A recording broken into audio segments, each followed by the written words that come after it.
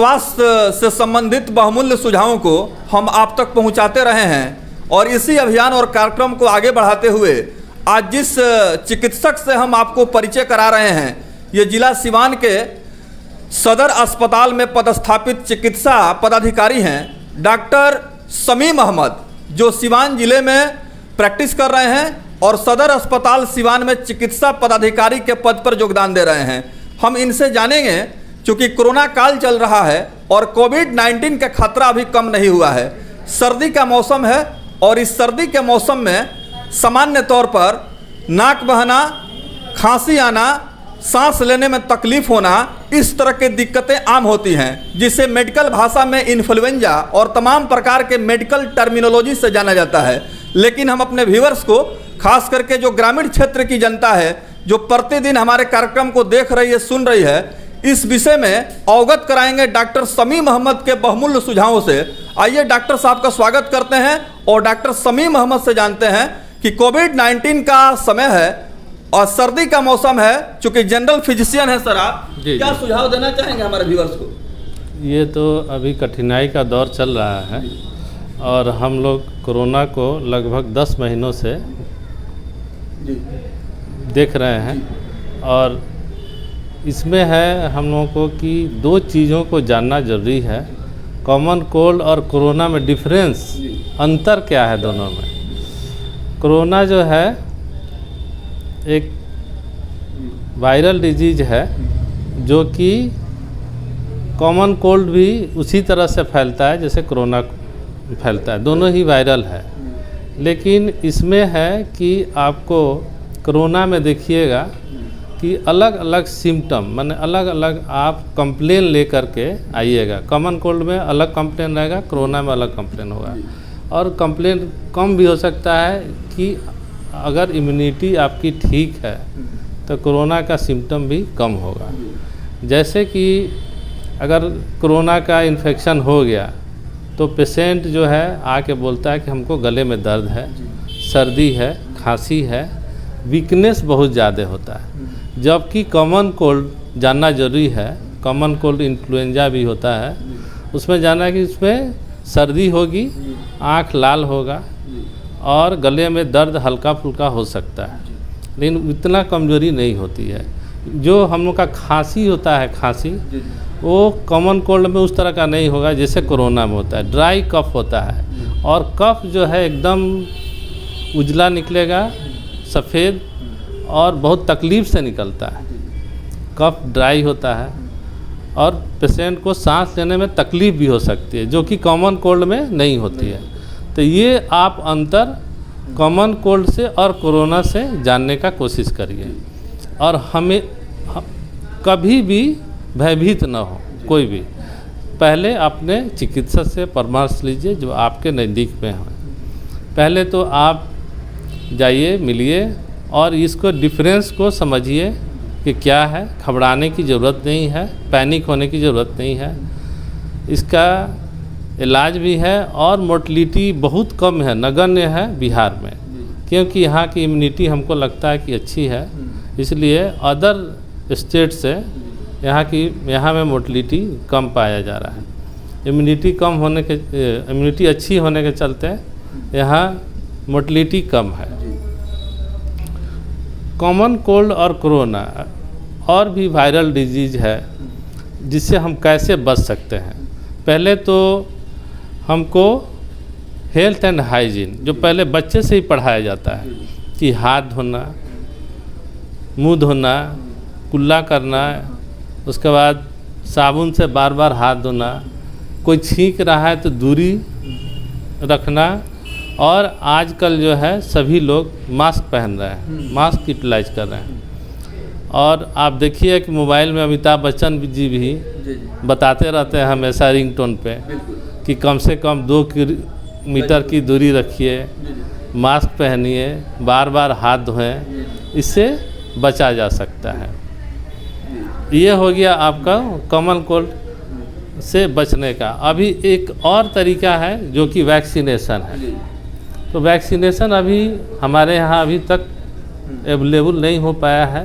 हो सकता है आने वाले दिनों में सभी को धीरे धीरे स्टेज बाय स्टेज मिल जाए, क्योंकि हमारे यहाँ जनसंख्या बहुत ज़्यादा है और एक्सपोजर का चांसेज है, तो हेल्थ केयर वर्कर्स इन लोगों को दिया जाएगा, फिर उस स्टेज बाय स्टेज सबको मिलेगा। और ह्यूज पॉपुलेशन होने के चलते हमारे पास उतना कैपेसिटी नहीं है कि दवा मिल सके, इसलिए अपना हेल्थ और हाइजीन लोग मेंटेन करें, दूरी पे रहें, मास्क पहने। आजकल देख रहे हैं कि मास्क भी लोग कम पहन रहे हैं, दूरी नहीं उतना फॉलो कर रहे हैं, मार्केट में भीड़ भी वैसे ही है। लेकिन जिसको हो जाता है मोर्टलिटी भी, जो अब कौन मरेगा इसमें कोई नहीं जानता है, लेकिन इसको देखते हुए किसका इम्यूनिटी कम है, किसको सांस में दिक्कत ज़्यादा होगी, इसके लिए आपको हेल्थ और हाइजीन मेंटेन करना है। कोविड-19 का जब शुरुआत हुआ था उस समय देखा जा रहा था कि लोगों के जहन पर साफ चिंता की लकीर दिखाई दे रही थी और लोग भयभीत हो चुके थे, एक तरह से मनोवैज्ञानिक दबाव में थे। राज्य सरकार और केंद्र सरकार दोनों सरकारों ने मिल करके फैसला लिया और पूरा देश लॉकडाउन था। उस समय कहीं न कहीं लोगों की जो जीवनचर्या थी, दैनिक जीवनचर्या बुरी तरह से प्रभावित हुई थी। लोगों का अर्थव्यवस्था कष्टदायक हो चुकी थी और देश की अर्थव्यवस्था काफ़ी नीचे चली गई थी। ऐसे में स्वाभाविक है कि लोगों के ऊपर आर्थिक दबाव भी था। तो जो हाइपर टेंशन की बात है, साइकोलॉजिकल प्रेशर की बात है, इस तरह के बहुत सारे कष्ट लोगों को झेलने पड़े हैं। सर जनरल फिजिशियन हैं आप जी, इसका सीधा असर लोगों के दिल दिमाग पर पड़ा है। हाँ, स्ट्रेस एक बहुत इम्पोर्टेंट फैक्टर है डायबिटीज़ और हाइपरटेंशन के लिए। उसमें हार्मोन जो निकलता है शरीर से, बहुत दिनों तक स्ट्रेस में रहने से आर्थिक स्थिति कमज़ोर हो गई, पैसा नहीं आ रहा है, तो आदमी स्ट्रेस में जाता है, मेरा खर्च कहाँ से आएगा। तो उसमें क्या है कि हार्मोनल चेंजेज होता है शरीर में, और स्ट्रेस के चलते बीपी और शुगर के मरीज पे इफ़ेक्ट आता है। जैसे डायबिटीज़ जो है एक लाइफ स्टाइल डिजीज है, जिससे कि कई कारण है डायबिटीज़ होने का। पहला तो है स्ट्रेस, दूसरा है खाने पीने का, तीसरा है सोने का सही समय होना। आजकल ज़्यादातर लोग रात तक कंप्यूटर और मोबाइल पर टाइम देते हैं, व्हाट्सएप चलाते हैं, फेसबुक चलाते हैं, इस पर ज़्यादा बिला वजह समय न दें। शरीर को, दिमाग को थोड़ा सा विश्राम देने की ज़रूरत है, जैसे कि योगा करने की ज़रूरत है। प्लस अपने निजी चिकित्सक से भी परामर्श लें जिनको डायबिटीज़ और हाइपरटेंशन है। पहले ये कॉज है कि जाड़े के दिनों में ये बढ़ जाता है। जाड़े में क्या होता है, पेरिफेरल वैसोकंस्ट्रिक्शन होता है और जिसके चलते ठंड लगने से ब्लड प्रेशर बढ़ जाता है और ब्रेन हेमरेज, सीवीए, सेरेब्रोवास्कुलर एक्सीडेंट जिसको बोलते हैं, जो लकवा का रूप ले लेता है और आदमी उसमें पैरालाइज्ड हो जाता है, एक साइड या लेफ़्ट साइड या राइट साइड या दोनों हाथ पैर पैरालाइज हो जाता है। उस कंडीशन में उसकी स्थिति और ख़राब हो जाती है और उसमें बचने का भी चांस रहता है, नहीं भी रहता है। किस एरिया का इन्वॉल्वमेंट है, कितना बड़ा हेमरेज है, ये डिपेंड करता है।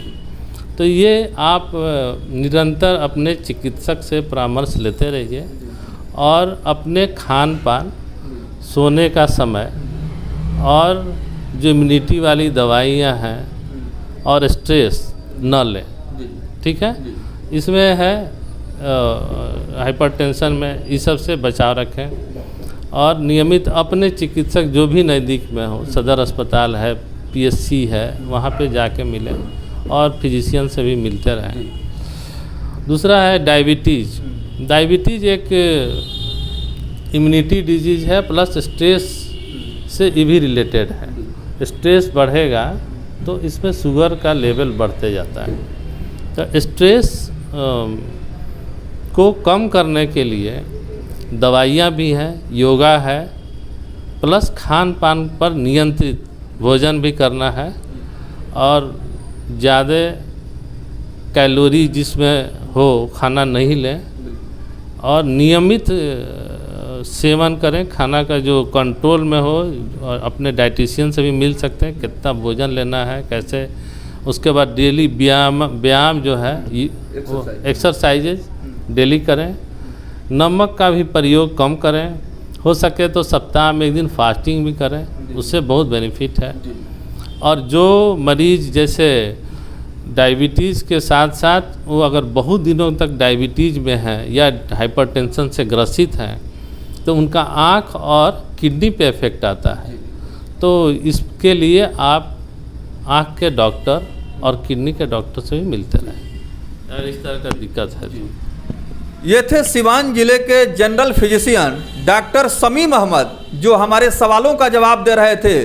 कोविड-19 के विषय में इन्होंने बतलाया कोविड-19 का और सामान्य जो फ्लू है इसका कैसे हम आकलन करें, कैसे इसका विश्लेषण करें, तुलना कैसे करें, फ़र्क कैसे समझा जाए, इसके बारे में इन्होंने विस्तार से हमारे व्यूअर्स को बतलाया है।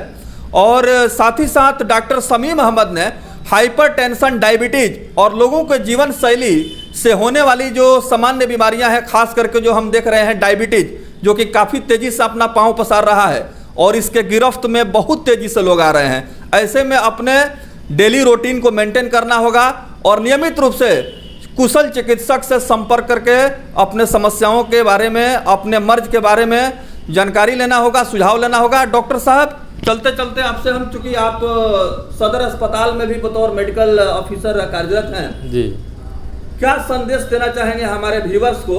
आप अपने तरफ से, चूँकि जनरल फिजिशियन है, आपका क्षेत्र बहुत बड़ा है, जी जी, किस तरह से हेल्थ और हाइजीन को मेंटेन रखा जाए और कोविड-19 से और इस तरह की तमाम चुनौतियों से कैसे बचा जाए? जी। पहले तो सोने का समय, जैसे आप रात में काम कर रहे हैं तो सोने का समय निर्धारित करें और 7 घंटे का नींद पूरा करें। भरपूर नींद जरूरी, बहुत ज़रूरी है नींद। मोबाइल पर बिला वजह समय न दें, व्हाट्सएप पर बिला वजह समय न दें। ज़्यादातर लोग इसी में समय रात तक देर रात तक गुजार दे रहे हैं। दूसरा बात, खाना पे जो है ज़्यादातर रेस्टोरेंट का खाना लोग आजकल पसंद कर रहे हैं, उससे बचें। उसमें जो है प्रिजर्वेटिव्स रहता है और बहुत दिनों तक खाना को प्रिजर्व करके रखा जाता है रेस्टोरेंट में, जो कि हानिकारक है। उसमें ऑयल जो यूज होता है वो भी हानिकारक है। ये सब रेस्टोरेंट का खाना रेगुलर नहीं यूज करें, कभी कभी सेवन कर सकते हैं लेकिन रेगुलर नहीं खाने की ज़रूरत है। बहुत लोगों की आदत हो गई है कि non veg, fast food, chowmein, roughage ज़्यादा यूज करने की ज़रूरत है। रफ डाइट जिसमें फ्रूट्स आ जाता है और जो फाइबर की मात्रा जिस भोजन में ज़्यादा है, सलाद का सेवन करें, जिसमें फाइबर की मात्रा ज़्यादा हो वो सेवन करें। बॉवेल का भी इम्पोर्टेंट रोल है। जैसे आप पेट ही नहीं ठीक रहेगा तो सारा सिस्टम गड़बड़ हो जाता है। तो खाने का जो मसाले वाले पदार्थ हैं उसको भी कम लें, वो भी बहुत कारगर है इस सब के लिए। और ज़्यादा भोजन नहीं करें, भूख से कम खाएं, ठीक है। ये मैं अपने डायबिटीज़ और हाइपरटेंसिव के पेशेंटों को संदेश देना चाहता हूँ। बहुत बहुत धन्यवाद जी।